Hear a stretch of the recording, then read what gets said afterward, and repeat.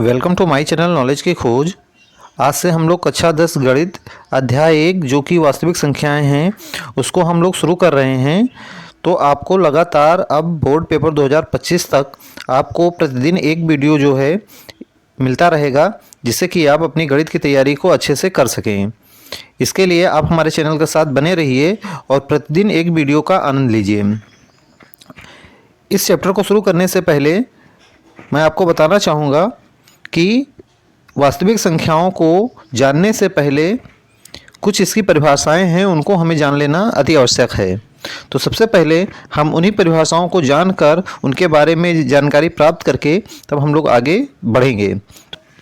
आप अपनी स्क्रीन पर देख सकते हैं। सबसे पहले हम बात करेंगे वास्तविक संख्याओं की। जैसा कि हमारे पाठ का नाम ही है कि वास्तविक संख्याएं क्या होती हैं, तो वास्तविक संख्याओं को हम क्या कहेंगे, तो इसको आइए देख लेते हैं। तो इसमें क्या होगा, परिमेय तथा अपरिमेय संख्याओं के समूह को वास्तविक संख्याएं कहते हैं।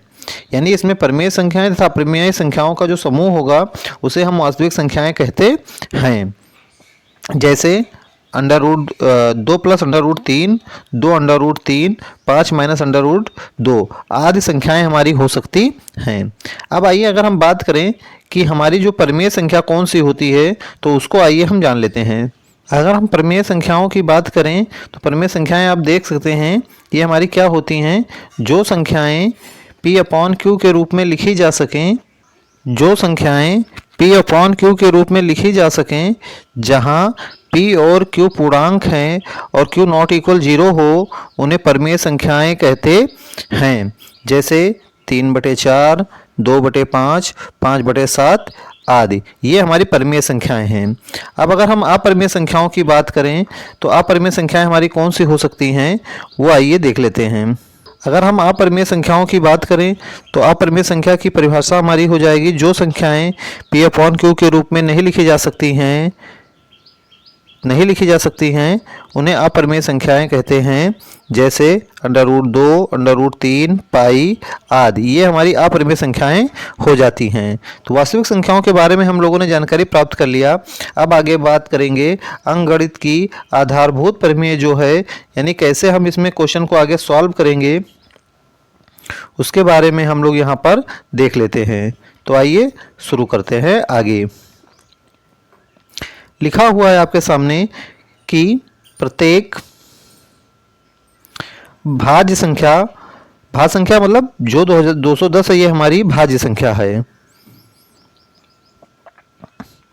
प्रत्येक भाज्य संख्या को अभाज्य संख्याओं के एक गुणनफल के रूप में व्यक्त किया जा सकता है तथा यह गुणनखंड अभाज्य गुणनखंडों के आने वाले क्रम के बिना अद्वितीय होता है। अगर हम इसको समझना चाहें तो इसको हम कैसे समझेंगे, तो मान लीजिए ये 210 आपका यहाँ पे नंबर था। 210 का हम लोग को पिछली जो है छोटी क्लासों में बताया गया है कि जो है कैसे एलसीएम निकालते हैं। तो हमने इसको एलसीएम निकाल लिया 210 का एलसीएम निकाला, तो इसके ये जो प्राप्त हुए, ये हमें इसके गुणनखंड प्राप्त हुए।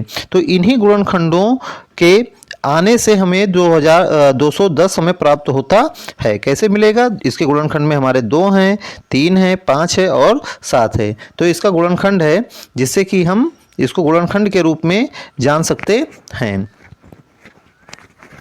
अब इसके बाद में अगर हम बात करें तो हमारे क्वेश्चन में उदाहरण नंबर 1 दिया हुआ है, जो कि बहुत ही इंपॉर्टेंट है। उदाहरण नंबर 1 उसको देख लेते हैं कि कैसे उसको हम सॉल्व करेंगे। अगर हम उदाहरण नंबर 1 की बात करें तो उदाहरण नंबर 1 में क्या होगा, वो आइए हम देखते हैं कि संख्याओं 4 के पावर n पर विचार कीजिए, जहां n एक प्राकृतिक संख्या है। जांच कीजिए कि क्या n का कोई ऐसा मान है जिसके लिए 4 के पावर n अंक 0 पर समाप्त होता है। यदि इसको हमें सिद्ध करके बताना है कि क्या ऐसा कोई मान है जो 0 पर समाप्त होता है, तो इसके लिए कुछ नहीं करना है। बहुत ही इजी मेथड में इसको मैंने समझाने का प्रयास किया है, आप लोग समझने का प्रयास करिएगा कि यदि n के किसी मान के लिए 4n 0 पर समाप्त होगी तो वह 5 से विभाज्य होगी। अब 5 से विभाज्य क्यों होगी बात करते हैं। तो आपको पता होगा जो संख्या 0 या 5 पे समाप्त होती है, वही संख्या हमारी 5 से भाग होती है, वही संख्या हमारी 5 से भाग होती है। तो इसलिए यहाँ पे कहा दिया गया है, क्या दिया गया है कि अगर मान लो जो 4 n है वो अगर मान लो 0 पर समाप्त हो रही है तो क्या इसका कोई एक मान प्राप्त हो सकता है, गुणनखंड हो सकता है। अब अगर हम बात करें तो अर्थात 4 n का एक गुणनखंड 5 होगा। जब हमने मान लिया कि कोई संख्या n है जिसका मान हमें 0 दिया है लास्ट में, तो वो 4 n भी हमारा 5 से जो है गुणनखंड उसका होगा। आगे अगर हम बात करें, लेकिन 4 के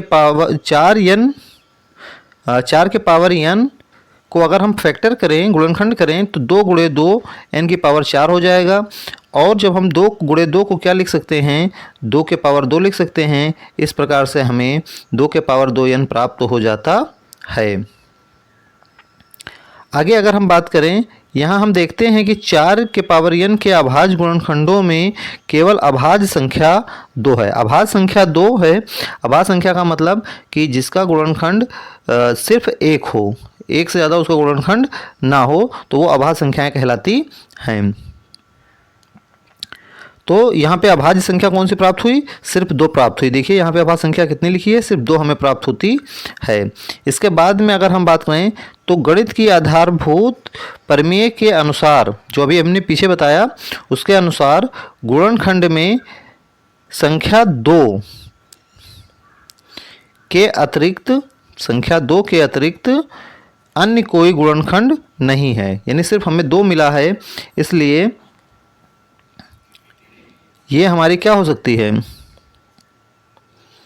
n का ऐसा कोई मान हमें प्राप्त नहीं हो सकता है। अतः n का ऐसा कोई मान प्राप्त नहीं होगा जिसके लिए 4n अंक 0 पर समाप्त हो। ऐसा हमें कोई अंक नहीं प्राप्त हो सकता है।